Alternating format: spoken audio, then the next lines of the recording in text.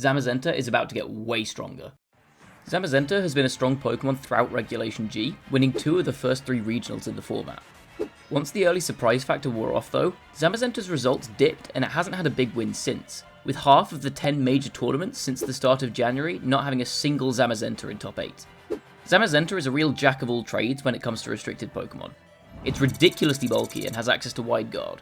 It's reasonably fast, but not the fastest thing in the world. It doesn't have access to a big spread move and can't snowball like the Calyrex forms. Although Body Press does good single target damage, Zamazenta doesn't have the insane power of something like Miraidon, whose attacks transcend damage and instead simply delete Pokemon from the opponent's save file.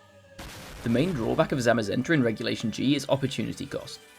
When you only have one restricted slot, using Zamazenta means you're not using that slot for one of these Pokemon that can deal crazy damage and take over games by themselves. When you have access to 2 restricted Pokemon, this all changes.